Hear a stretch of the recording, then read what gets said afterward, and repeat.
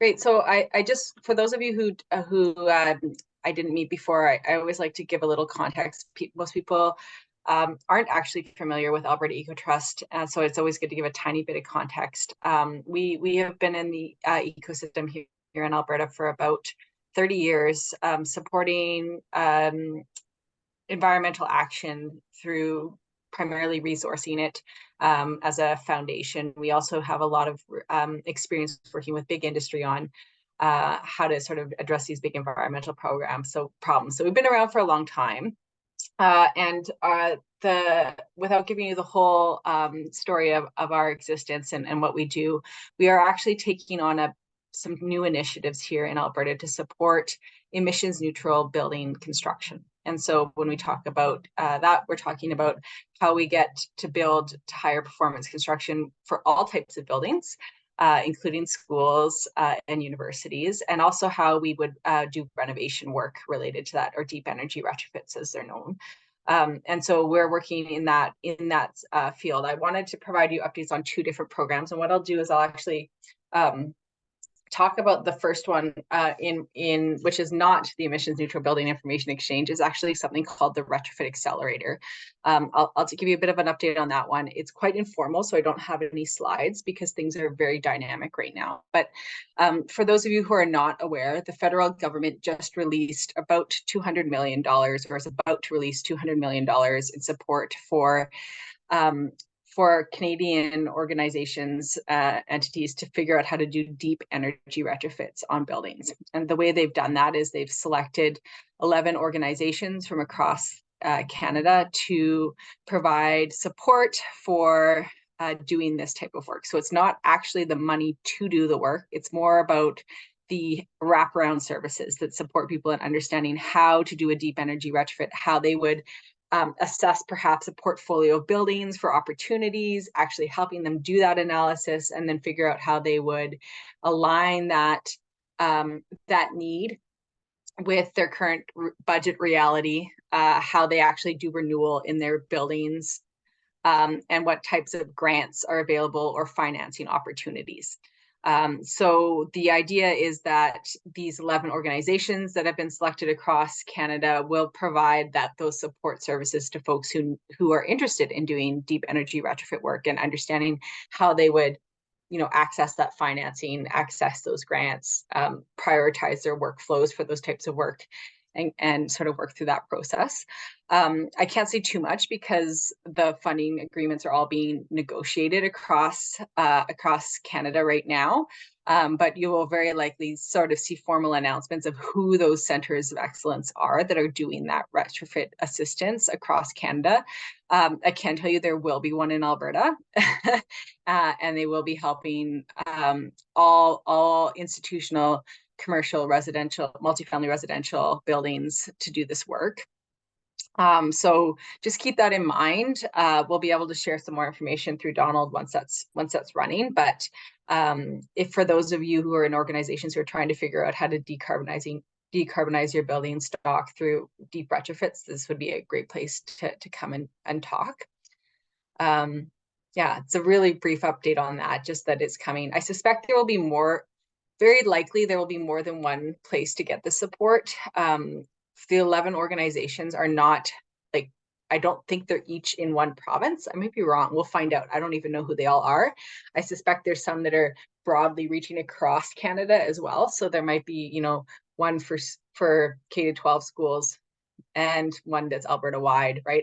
So we'll have to see how that actually ends up falling out.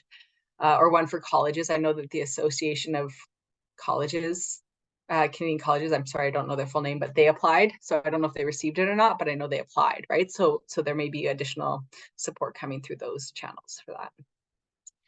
And the funding for that program starts as soon as the funding agreements are signed. So I'm guessing the earliest will be January, the funding starts to flow. But then it is all done by March 31st, 2027. So that means that they've got basically 3 years and a quarter to roll out that $200 million worth of funding to support people through that work. So there'll be just like a big push to do all of the analysis and get the projects rolling. And I identified the financing and sort of move things forward. So any questions on that before I talk about NBICS? It's a bit nebulous right now because I can't officially say things.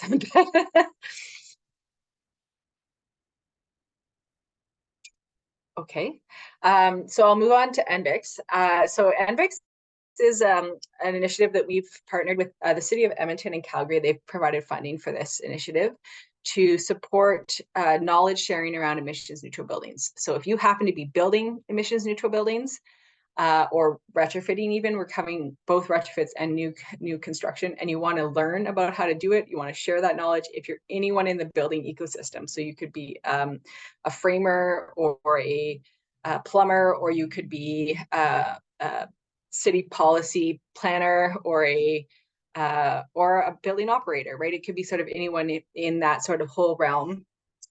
We're here to try and help share knowledge around that. We're called the Emissions Neutral Building Information Exchange. It is Alberta-wide, but funded in Edmonton and Calgary right now.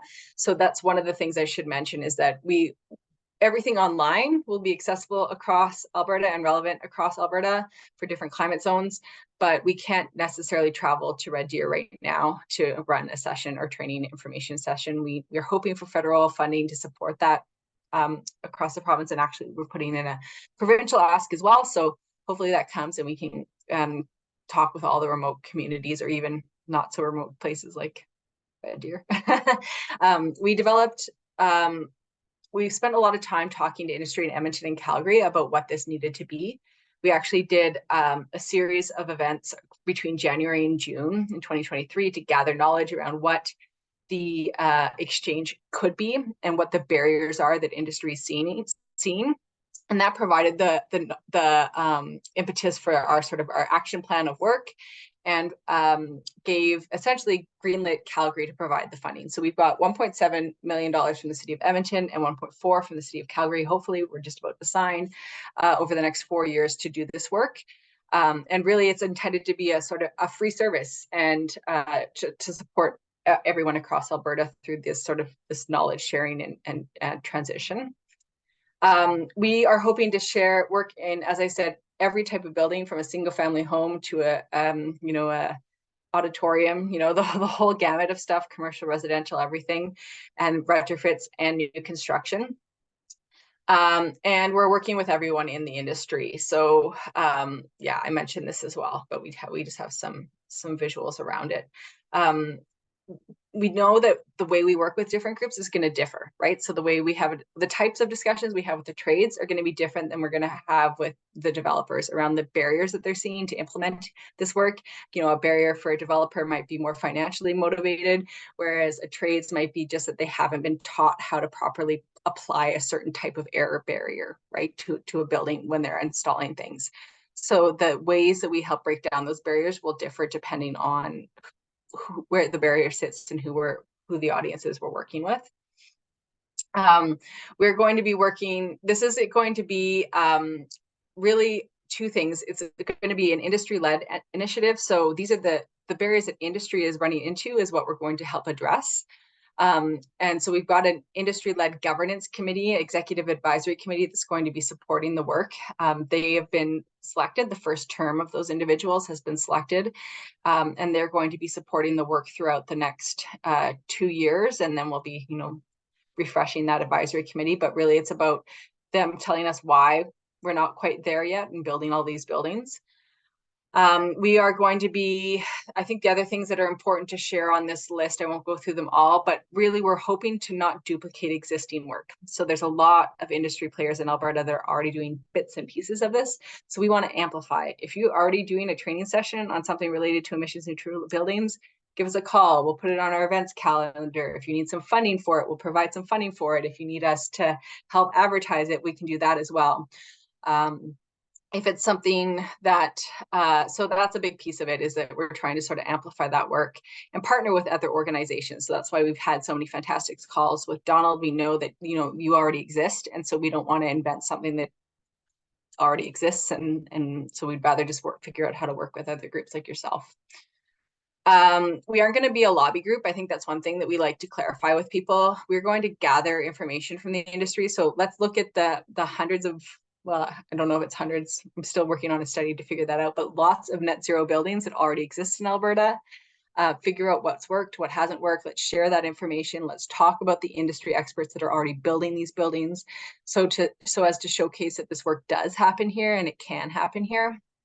And gather the information about what's working and what's not working, and then share that with government. So it's more about that data-driven background to inform future policy, rather than us, hard lobbying for anything, any one code or requirement specifically. The last thing I think I just sort of wanted to touch on is where we're really going to be focusing. So we're going to be sharing knowledge to build capacity, fostering innovation and leadership, and strengthening collaboration in the industry. Two ways that we're doing this, and it'll be all very, very clear when our website launches. Two ways that we're doing this that really impact the educational sector is we actually have one page that is a list of all the existing training courses that we've been able to identify so far in schools and universities across Alberta, or that are directly relevant to Alberta content, that are about emissions neutral buildings. So as that, you can come and look on this page as a one-stop shop to figure out where to come and get your formal training on emissions neutral building in Alberta. When that launches, if you have training and you don't see your organization on that page, then please let us know. We'd love to showcase your work. In fact, if you have something and you're not NATE or SATE or Trade Winds to Success, or I think there's a few other ones on there, but if you aren't one of the core ones, then please let us know and we can add you even before the launch so that you're up there. The other piece that we're doing with academic institutions is something we're calling our research exchange. And the idea there is we hear a lot of things from industry about, like, well, does this even work here? Or how would I install this in our climate zone? Or has anyone actually done some research on this concept? So we're documenting all of those research questions, and we're going to have it as a live list on our website with a status saying, open for research or open for discussion, or this one's under review by a certain partner. And the idea there is that our academic partners can send their grad students, their researchers, to look at that list and see what industry is actually asking about right now, so that we're trying to answer questions that are really relevant to industry. And so we have actually asked a whole bunch of research institutions to send us their logos.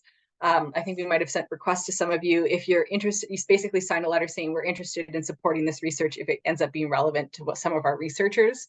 Then we put your logo on the website saying, these are some of the organizations that are looking at these types of questions with us. So those are the academic-y post-secondary pieces that we're doing. And I know that this group is both some of the academic, but also the operational side. From an operational side, we're absolutely happy to build capacity within your organizations. If you have facilities teams that need to come to some of the sessions that we end up developing, or if you have specific barriers you want us to try and address related to institutional emissions neutral buildings, then please let us know. That's why we're here, to help break down some of those barriers. We're also really keen to develop training with post-secondaries. So I think we'll work more with Donald on that. But if there's places that people need funding for curriculum, you can probably come to us. I'm just working out the budget right now, but these types of things are what we're hoping to be able to share. With that being said, we're launching December 7th. Our website will be live. There'll be lots of stuff that we're modifying. I think many of you were on our invite list for the launch event in Edmonton. If you really would like an invite, please let me know. We have a limited space, but love to see people who are keen to talk about emissions neutral buildings. And we'll also be doing an event in Calgary in early 2024 for those of you who are a little closer to Calgary. Yeah, so that's pretty much it. I think when the website is launched, it'll be a little bit clearer about all the services and offerings that we'll have. I think one other thing that might be really relevant is if you ever run a course or a training session on things that sort of more one-off rather than a staple part of your curriculum, we will have an events page, so you can post information about the training that's related to emissions neutral buildings. and we'll hopefully have a pretty strong following there. That'll be the place where everyone can come to learn about training. So. Excellent. Wow. Yeah, that's great. Thanks, Andrea. It's really important work and exciting work for us to engage with. Thanks for the opportunity to kind of hear from you and be able to be participate in that way. Are there any questions that come up immediately, or would you like to ask Andrea while she's with us? If questions come up or interest comes up, let me know, and I'll funnel those through. As well, as Andrea said, our group is largely operational, but we have obviously really strong contacts within our institutions on the research side and academic side. So if we can start to kind of make sure that those folks know, and if there's ways that we can send out invites or messages to do that, let us know, please. Yeah, if there aren't any questions that come up immediately for Andrea, I think we'll move on then to the star of our show. Brennan from Calgary Catholic School District is kind of presenting some of the work that they do within that large Board of Education on sustainability and energy efficiency. Go ahead, Brennan. Thanks. Thank you. And I didn't sign up to be a star. We're not that big. We're like the third biggest in Calgary. So yeah, my name is Brennan. I look after the operations and maintenance at the Calgary Catholic School District, and I'm going to tell you guys about energy intensity monitoring. And I wore my math tie today because there's a little bit of math involved. So thank you for your thanks for the invite, the opportunity. So let's see if I can. There we go. This is our land acknowledgement. The Creator gifted us with this land that we are blessed to share and care for together. The Calgary Catholic School District acknowledges the land we gather on Wilkinstis is the ancestral territory of the Siksika, Sitapi, the Siksika, the Keyano, the Piikani, and the Amska Piikani. We acknowledge all the First Nations and Métis of Treaty 7 lands, the Tsuut'ina, the Yethkbe, which includes Bearspaw, Chiniki, and Good Stony. The Calgary Catholic School District commits to advancing reconciliation guided by truth, respecting treaty laws, and humbly walking alongside First Nation, Métis, and Inuit. We recognize all who live, work, and play in these lands we now call home. So, Calgary Catholic School District operates 118 schools in Calgary, Chestermere, Airdrie, and Cochrane. We don't do Okotoks, that's a separate board. We got about 5,500 employees. Buildings are between 1 and 117 years old. So we have a spectrum of buildings that we look after. Our annual gas burn is about 380,000 gigajoules. We use about 34,000 megawatt hours, and we have a little over 500,000 square meters of property. So big enough, I'll say. And so because we're a little different and unique, I kind of want to shine a light that what works for a school board may not work for a post-secondary or a commercial or a institutional. So we generally operate September to June. We run summer school at about 3 or 4 buildings, Monday to Friday, limited weekend rentals, some church groups. The buildings are open, or there's a human in most of them between 7 and midnight. 99% of our cleaning takes place at night, so it's the building operators that are there kind of 4 to midnight. Limited chilling. We've been big jerks about not having chilling in our buildings. So I think there's 4 buildings that have chilling. The reason being the province didn't used to support it north of Lethbridge. And historically, we used to be able to say that it's a little uncomfortable the last couple of weeks of June and maybe the first week of September. So we don't want to look after equipment for 12 months when it only runs 3 weeks of the year. We are losing that argument at an extreme pace because May was stinking hot in Calgary, and I think we're going to see a lot more chilling. And about a third of my classrooms are portable classrooms, so that we build them as standalone residential grade buildings, about 960 square feet. And we finish all 4 sides, and they're designed to move because we get more money if we're over 85% occupied. So we want to maximize having full schools that we can really capitalize on the program. And there's a big opportunity in portable classrooms. So what do? We modernize buildings. And I'll get to the energy intensity stuff later, but I just want to explain some of the stuff we're doing that gets fed information through energy intensity. So our roofs last about 25 years. Whenever we change a roof, we add as much insulation as we possibly can that the structure can allow and the parapet will fit. We do lighting swaps every year. We typically assign a bucket of money, $500,000 to $600,000 a year, and say, go change light bulbs to LEDs. And when the money runs out, we'll start again next year. portable furnace swaps. They last 15 to 20 years, and we go from mid-efficiency residential grade to high efficiency. And we do heating upgrades in the base building, so we'll do boiler swaps. We get 40 to 60 years out of our boilers, so we don't do a lot of these. We do 2 to 3 a year. But when we do an upgrade, we go to a higher efficiency boiler. We put VFDs on the pumps. We increase insulation. We change the burners, that kind of stuff. You'll see an old super hot that will never ever break, and we could fit with a bent coat hanger and a rock, to new sexy Vidaris cast iron power burner stuff that operates a lot better, but is more expensive to look at. So the other thing, what gets measured gets done. So we've got DDC control over every one of our buildings. We take big advantage of free cooling overnight. We bring in all the cool air we can overnight to kind of chill that base building down. Most of our buildings are big concrete blocks, so they've got a huge thermal mass that we really try and take advantage of. And then we use night setbacks in the heating season based on the outside air temperatures. So we've saved a huge amount of money, and I don't actually have a number on the amount of money, but we just go down to 16 degrees overnight, don't heat the building up that much, and save a lot of gas. This is based on the outside air temperature because we sometimes freeze up buildings, particularly over Christmas when we're closed for 2 weeks. It's a very scary time for my controls guys. So how do we choose what we modernize, what we upgrade, what we do? So first and foremost, like, I don't have a job if there's not students. So students are kind of at the forefront of all our decision making. When student demands change or populations change, we need to adjust the building so we can accommodate them. One of the things we factor into this is the energy intensity, the reason we're here. So energy intensity is just amount of energy used per area. We use equivalent megawatt hours. A gigajoule of gas is about a little better than 26% of a megawatt hour. So megawatt hours plus gigajoules times that number divided by the area is the intensity factor.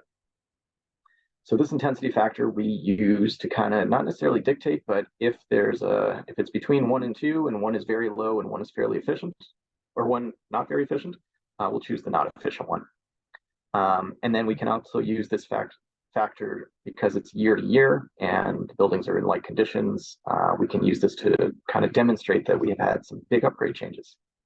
And then, yeah, for renovation or expansion program changes, this is the other thing where we need to add in a special needs area, or we want to renovate and put in a different CTF career technology studies, like a new commercial kitchen, something of that type in a building to kind of meet the needs of the district. A lot of these take place at high schools because, believe it or not, we've got 11 high schools. We've got 118 buildings, only 11 high schools, so the high schools are full all the time. The other thing we do, and this is just kind of, and I'm not particularly energy efficient rated, but more cost savings, we move the whole school out. So we take the whole population, we can do the reno in about 12 to 18 months that way. Historically, when we weren't allowed, kind of through our own stupid rules, to move the population out, a 12-month renovation could take 4 years because we can only do so much at a time without disrupting the schools. So now we move everyone out, gut it, rebuild, move them back in. They got a shiny new building. Humans are wonderful in that they don't usually remember short-term discomfort, but they'll remember the long-term shiny new building.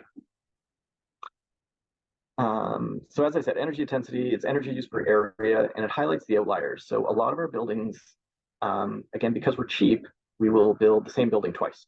So we'll build one in the north, one in the south, exact same floor plan, typically within the same couple of years. So if I've got 2 buildings that are identical in, Calgary, they should have close to the same, not identical, but like if one has a big outlier, that stands out a lot. So we run that kind of comparison. And based on their energy intensity. So low numbers are good, high numbers are bad.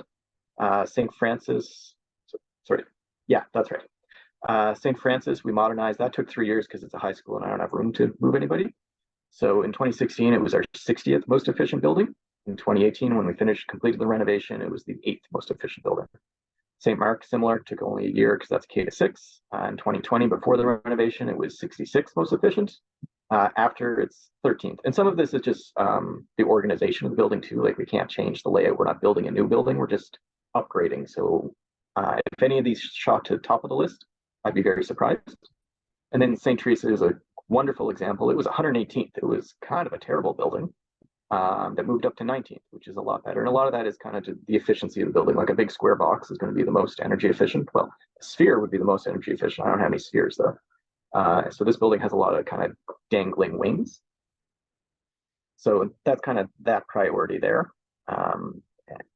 And so this would get a full LED upgrade. It would usually get a new roof. It would get a new heating system. A lot of time new glazing, not necessarily, but glazing is another really low hanging fruit. But between the roof, lights, heating system, and windows, that's where we're seeing all of these gains. None of these are going to be close to carbon neutral, but in terms of energy efficiency, they are much, much better than they were, which results in less gas spend. Yeah. So yeah, this is just some other low-hanging fruit that we do when we don't necessarily modernize, but typically the way we like to do our summer maintenance splits is we assign pots of money. So as I said, with LEDs, we put aside a bucket of money and say, go change light bulbs till the money runs out, then come back next year. Same with VFDs and heating upgrades. So if there is a building that is in relatively good shape and not that terrible, but the boiler's getting pretty old and we want to upgrade, we'll just do a heating upgrade. And on that, we'll up the insulation, we'll put VFDs on everything, we'll put power burners on. And typically, like some of our old buildings have, we just did St. Rose this summer. I believe it has 28 pack boilers, like residential style pack boilers all tied together. And we replace it with 2 big burners. Yes, they are big gas burners, but they work really well and they're much more efficient than having 28 small burners. And the other kind of bragging statistic that I like to use in 2015, 2014, that era when the Tories announced 87 new schools in the province before they got voted out. We got 10 of them. So those 10 schools added about 10% additional square footage, and our power consumption went up by about 7%. So the new building standards are improving. 3% doesn't sound super sexy, but 3% on whatever I said, 280 megawatt hours, 280,000 megawatt hours adds up. So those are things we like to kind of celebrate and work with our peers that will steal any good ideas we can get. This is our kind of running average. You'll see 2020 was a wonderful year for energy efficiency because no one's in the buildings. We should just remove 2020 from statistics forever with a big asterisk. You'll also notice that like the average hasn't changed that much. And that's because of our volume and our size. Like to move this number, which is hundredths, 100th is actually a really big lift. Like we would need to do some major changes, and that's gas and electric. So the heat hasn't really changed, and it's hard to do a whole lot with our big base building boilers, which is probably 60 to 70% of our heating load. I really need to change that boiler out at 80 to 100K per. I don't have a lot of runway to do much with that. But the other thing, it allows us to kind of throw out some other numbers, like our minimum numbers are super low because I have a parkade that's underground. Doesn't use any power. It stays nice and warm. It's got a big dirt blanket all around it. And my worst building is my downtown office building because it's an office tower that is covered in glass and it operates 12 months of the year and is air conditioned. It's one of the few air conditioned buildings. So like some numbers you can just throw in the garbage. They don't add a lot to the discussion.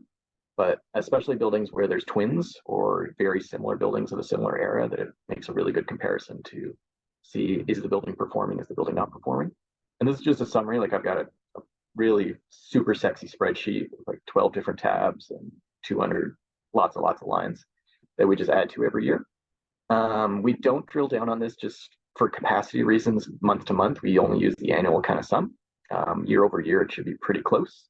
And it doesn't factor in heating degree days either. So like polar vortex years are going to be weird, but we need to account for that anyway. And if you're only comparing building to building, it's more relevant year over year versus building versus different building. So you wouldn't compare a high school to a little K-6 built for 300 kids. There's different economies of scale there. This is my sweet sexy graph of our average energy intensity. You see 2020 again, buildings weren't that busy. So yeah, that's our energy intensity. I will grab the actual spreadsheet just to show it off a little bit. And we use an energy consultant for this. So I was going to ask if Energy Associates International submitted to be an energy consultant, or if that's not really their scam to do purchasing agreements. But they consult with us a lot on how to buy power. And they prepare all this based on the areas that we give them.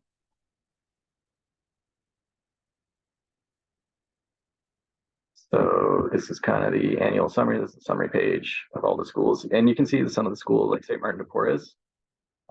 St. Martin de Porres is our second worst performer in 2002. We're doing a huge modernization there that will probably take 3 years, and then this will drop off the list. And then that's St. Francis that we modernized. So that was on the list over here. So you can kind of see some of the schools drop off and then be like, oh, we did a boiler upgrade there, or they have a new roof this year. And then it's all broken down per year. Some schools have more than 1 meter, but basically natural gas consumption, equivalent megawatt hours, electricity total, and then divides by the area over here. So I really like this. Most people don't really care at all, but it does allow us to just see if our changes are making an effect on our actual operations cost. Another thing I'll mention, because we're 100% funded by the province, the Calgary Catholic model has always been pay a premium on capital to drive operations to the ground. So every dollar I spend on utilities, I'm not spending in the classroom. So we want our operations to be as low as feasibly possible. And yeah, that's kind of my whole dog and pony show. That's who I am. If you ever need to reach out to me, as you hopefully can tell, I do love to talk, particularly about energy. So if there's any questions, I will do my very best to answer them. But otherwise, I will be quiet. Thanks very much, Brennan. There's excellent. Really found that fascinating. So I have lots of questions. I see that Daryl, you have a question from EPSB. I just wanted to see if we could roll back on a slide. You were talking about specific comparisons, and there was no change. You had the chart was what I saw, the annual ranges chart. Yep. And you were talking about having made some other changes specifically to one school that was in last place. Were you actually showing a new chart that wasn't? No, sorry. So my minimum building is always going to be my parkade, my underground parkade. So the minimum will always be that same building. No, sorry. Year over year. Sorry, after that, you had the chart. You said you were going to bring up a specific chart that is more detailed, and we didn't see that. You did. Oh, my favorite, the graph. I am less good at Zoom than I am Teams. And it might be hard to switch out. I don't know. Oh, yeah, now we see it. Okay, sorry, my apologies. This is the chart I was talking about. I didn't know you guys couldn't see it. So this is the annual summary, year by year. So like St. Francis bumped up into my top 10 list. It used to be like 68. St. Martin de Porres is the school that kind of keeps creeping around in my bottom 10. We're doing a major modernization there. It'll take 3-ish years, but it's a very bad performer, energy efficiency wise. St. Mother Teresa, sorry, it's now Mother Teresa, was my second worst performer in 2021. It has fallen off this list. I think I said it was 18th or something. So a lot of the ones on my bottom 10 list tend to fall off. Other ones we make kind of conscious decisions to ignore that because like St. Andrew, no offense to St. Andrew, has 110 kids. The juice isn't worth the squeeze to go in there and modernize for 110 kids. And it's a K-6 built for about 250 kids. So I'm not going to save a huge amount of energy there anyway. Excellent. So what fuels this chart, I take it, is the building metering that you have on all your meters. Is that right? Or yeah, and that's straight from the utility. These are all my buildings. I'll go to 2022 because that's more relevant. So some buildings have more than 1 meter, but it's basically total megawatt hours, total gas, equivalent megawatt hours. Sorry, let me make this legible. But pull straight from the meter in the utility, electricity, and then total megawatt hours divided by the area over here. Yeah. Sometimes the areas are different based on if we add or delete portables. Absolutely. So it's a big dorky spreadsheet that I spend a lot of time with. And it's powerful for creating those priorities and be able to make decisions about where you can have the biggest impact. So I can see that being really valuable. There is a partner that we have that does this for schools across Ontario and could do something similar for large data sets. Both the cities of Edmonton and Calgary have building programs where they do something similar, but the feedback I've heard is that they're very focused on commercial buildings for lots of reasons. So it can yield often less, I don't know, decisionable information like this would. So I'd be curious if our institutions whether we're educational institutions like maybe Edmonton Public School Board or our post-secondaries are able to do this. They often won't have a portfolio of buildings that they can compare, but there are ways that we could work with a group of institutions where we can compare like buildings to create information like this. So if there is interest in that, that would be valuable. Yeah, so I think that's one of the keys, is because your schools are largely comparable, you can kind of analyze them in this way, and it can be quite powerful. Daryl, is there anything that you do at or that you're aware of at the Edmonton Public School Board that might be similar to this, or? We do use energy intensity to determine our outliers and improvements. There's not a lot of funding to do a lot of the retrofits that we need to do. We are going to be spending a bit of money in the next few months. We just had a consultant to advise us on the best bang for the buck. In terms of a larger database of school intensities, though, I think that was a point that you were making, Donald. The Energy Star Portfolio Manager might be something that us public institutions should get on sooner than later. So my question, Brennan, to you directly, is that something that your organization is considering using or is already? We are not. I am not familiar with it, so I would say we're not considering it. The other kind of delicate thing is a lot of my energy efficiency stuff, I need to use the banner of trying to reduce operations costs and trying to reduce carbon tax, just based on our funding source and the fact that we don't want to be on the news. So it's not as that I don't have any board priority to kind of reduce carbon footprint or anything of that nature, but saving dollars is always appealing to people. So that's kind of my avenue to pursue a lot of this. Makes sense. So sorry if I'm taking too much time on this, but it's near and dear to my heart as well. I'm an energy geek, as Donald knows well.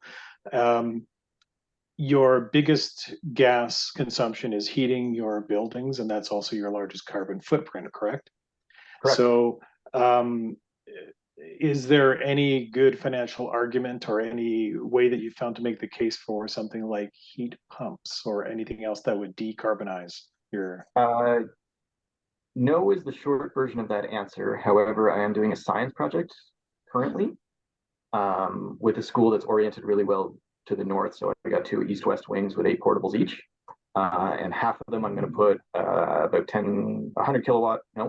80 kilowatt solar array on the portable roofs with a heat pump to try and reduce this as much as possible with sub-metering on both wings to just compare apples to apples. But it's probably $100,000, $130,000 science experiment. Yeah. That I need to basically, like, our carbon tax spend in 2030 at $170 a ton will be $3.2 million, which buys a lot of heat pumps. But that has to be my avenue to pursue it, is reduce carbon tax spend. Yeah, on the base building, it's a lot harder. Mm-hmm. Thank you. Excellent. No, that's a great question, Daryl. Thanks.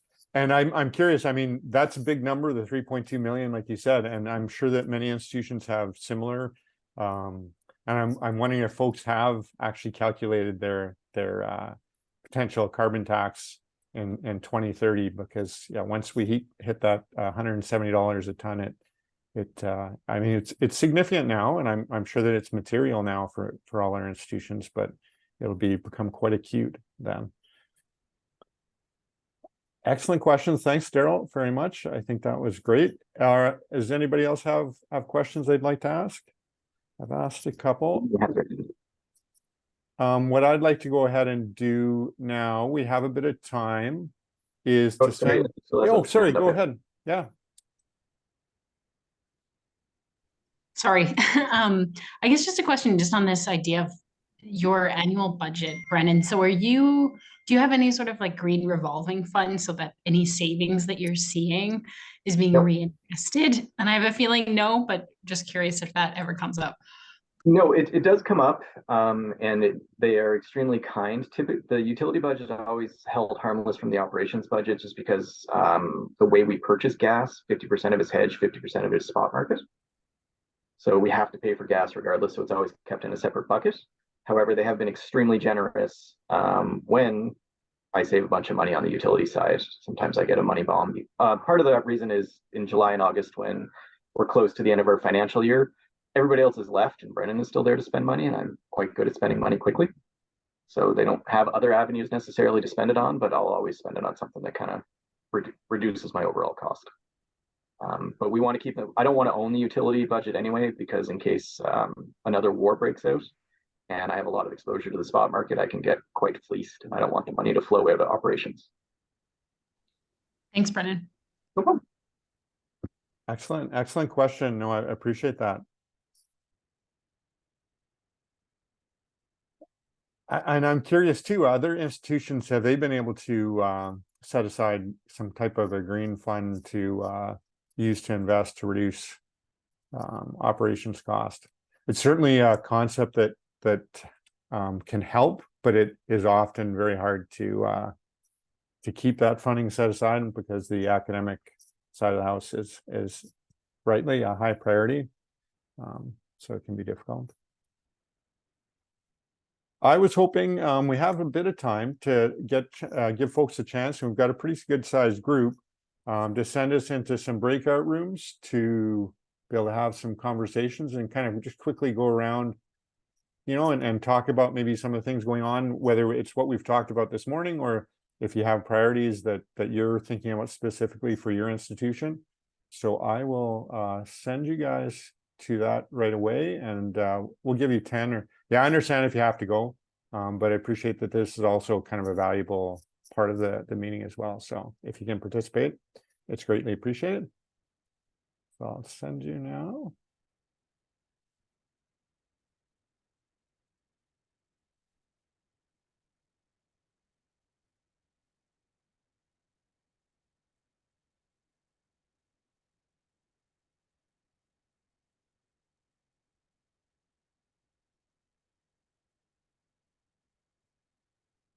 Good. Hi. Hello. Good morning. Good morning. Excellent. Yeah, you guys all know who I am. And Brennan and Andrea have spoken a little bit. Wim, would you like to introduce yourself a little bit in Lethbridge College and what you're working on? Absolutely. So I am the Director of Facilities Management in Lethbridge College. I am currently on week 8. Look at that. Just joined the college 8 weeks ago. Right. From the University of Lethbridge, where I was also quite involved with facilities. And so I'm getting my feet wet here, seeing what has been done as far as energy management, energy efficiency, and all that at the college. I think there are significant opportunities over here to try and get something going. All of that, of course, is conditional on cost. There is some low-hanging fruit that we can tackle fairly quickly. I believe LED retrofits have only been done maybe 60%, so we can definitely work on that. And Donald and I have talked about it. What was it, last week or the week before? My intention is, or my hope, or my target is to have the base electrical load of campus being borne by solar PV within the next 2 years. It's a bit ambitious. I need some money, but that's the plan. So I'm going to try and ideally grab a grant for 50%, and then the other 50% either through a power purchase agreement with a private partner or other creative solutions that I'm working on right now. Cool. That's quite exciting. And would part of that plan be to reduce the electrical load that you'd have as well, so that you can kind of bring the two towards each other? Or? So the rule of thumb when you go solar, rule 1 is reduce your electrical bill. And then step 2 would be, okay, now offset it with actual solar. We definitely can do some of what is the short-term needs for roof replacements where we can increase insulation, window replacements, this and that. Those, of course, are also expensive things to do. So I'm going to go out on a limb and not wait for those. We will do some of those as well with some CMR funding and all that at the same time. But I also want to work at the solar PV at the same time. I'm not going to size the solar PV too large. I just want to get started with that on campus. And then in the future, if we add more solar, then we can definitely tie it in also with energy reduction. But like I said, energy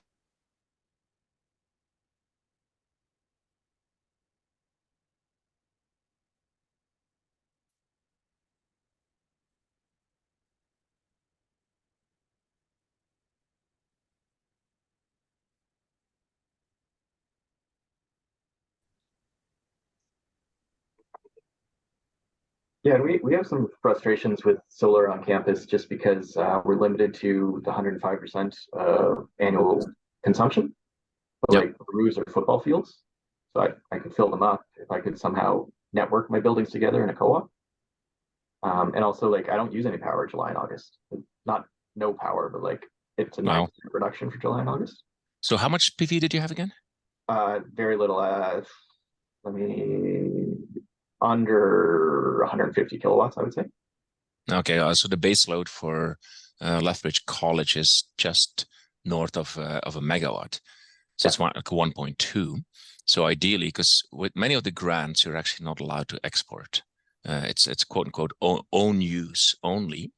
So it has to be before the meter. So the idea would be to start with that, because that we can try and get grants for, and then not export. So I'm shooting for a megawatt essentially. Not sure if and when that will develop, but that's my plan. I'd aim for 0.99 under the current environment. Sorry? Those ones. I'd aim for 0.99 under the current environment. Those ones are still getting approved. Anything over a megawatt is part of the moratorium. Is it though? Because I've heard that for exporting systems, yes, that's under a moratorium.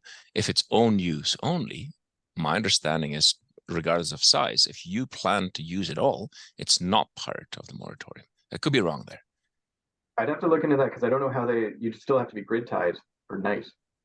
We have to be grid tied, obviously, but we would never export. Because that's what I say. I only want to do base load and a little bit lower than that. So we would always use it all internally. Okay. Well, that's what I mean with base load, right? Yeah.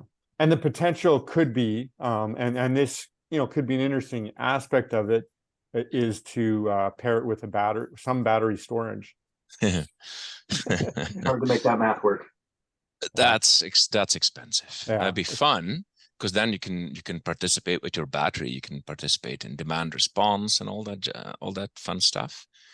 Has anybody reached out to you about demand response? Yes, both at the university and at the college. I've been talking at length with Voltus. Okay. And and those guys are fairly local. They have presence in Calgary for sure. And the other one, I believe, is Enel. And that's a company out of the States. Of course, the Voltus guys try and sell me that they are the best and they're local and blah, blah, blah. But I think it's actually true. I'm not sure if I would like to partner with somebody down in the States. I think I prefer to go more local with that, or at the very least Canadian. And what have you been approached as well, Brennan, around? Yeah, I would say we're still in the flirting stage with Voltus, where we kind of showed all our goods and they went away to do math, and I haven't heard back from them. But it's really limited to, like, our high schools would only be a big enough load for it to be appealing. And then I kind of put the constraints on. I can't shut my air down between 7 and 4. Like, that's when kids are in the building. So it's less appealing in that regard too, because that's kind of outside big industrial use. So what we're playing with as far as notions for demand response is two things: either load shedding, where we can actually afford ourselves to shut down air handling units for an hour, depending on, because that's a directive is no longer than 1 hour, usually 15 minutes. That's one thing, is load shedding. The other one is we have a number of emergency generators on campus that we need to test monthly anyways. So the plan would be to throw those into the pool. And if we have a directive, say in the first 3 weeks of any given month, that then piggybacks as our test as well. And if we don't get one in the first 3 weeks or whatever random rule we come up with, then we'll do our test in the last week. So from that perspective, I quite like it. They claim, depending on the year, depending on your availability, the payout is, of course, higher if you say always available 24/7, 365. Then they claim a payout, depending on year to year, of about 250K per year. And I have checked that with local companies that are part of their system, and they confirm that, yes, that is actually what they pay out. So that's good. That's not insignificant. And it's based on that 250,000 would be how many hours? Do you have an idea, or how does that look like? Interestingly enough, and I'm not sure if I understood that correctly, but it's regardless of number of hours. Oh. So you basically get paid to be available and or use. Now they do put some numbers in there. The average number of directives per year is like 1 or 2 per month. The average directive is 15, 20 minutes, but maximum up to an hour. But they don't actually pay you for individual directives that you participate in. You're just part of the pool. That's my understanding, but I don't know if that's correct. It seems odd. I think that's at least the same lies that I've been told, if they are in fact lies. But I think that makes sense because they, if they can get us to sign up for a fixed rate or whatever, then they are kind of selling the reduction in power at about $1,000 a megawatt. Yeah. So all the gravy is for them, and that's fine because we're a subscriber. But electrical gets really spicy really fast, and that we always buy fixed price electrical. We're a little more risk takey, I guess, on gas, but you can just have 15 minutes where it spikes to $1,000 a megawatt hour randomly through the day because a plant went offline or needed maintenance. Exactly. Really and that's the thing, right? You got to be careful with that. They say when you get a directive, you have to be producing within 10 minutes. If not, you failed it. They won't penalize you for one failure per year or so. But if you keep failing, they'll come and talk to you at a certain time. Right? And so that them turning on or accessing your backup power, they can't just flick their switch from their side. You have your operations also has to be involved. No, you have to set it up in such way because you have such a short response time. It essentially has to be automated. So you give them basically a tie-in. My understanding is a cell phone signal tie-in into your BMS, where you set up on your BMS how the BMS should respond if that trigger comes in. Okay. And then you can say start the generators, do load shedding, do whatever, right? Yeah. Activate your battery if you have one. Yeah, and that would be ideal for that. I mean, because it can be so automatic. The diesel generator is maybe it takes 5 minutes for it to turn on, but well, if it's an emergency generator, it should turn on within 30 to 45 seconds. Okay. If it's a cogen, that's a whole different beast, of course. Okay, I see. So the university, where I am not anymore, but the university just commissioned a 1.2 megawatt cogen that was specifically spec'd in the RFP. It says this device from cold to producing has to be less than 10 minutes with the intent of using it for demand response. Interesting. So they have that one right now, which is, I don't know if they're using it yet for that or not, but they have that available. Here at the college, I'm still trying to figure out how much do we have, because it's not centralized, it's very decentralized. So what do we have as far as emergency generators, and can we use them? Interesting. I am curious to ask the rest of the group and get some feedback. I think I might do a poll on that in the coming days. It'd be it'd be a great topic. Demand response, to see some of us must be doing it already. I'd love to hear their actual, if they're allowed to share it, which I hope they are.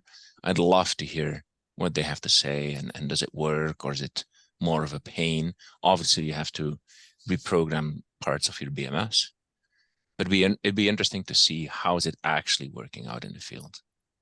Exactly. Yeah, do that. That'd be fun. Yeah.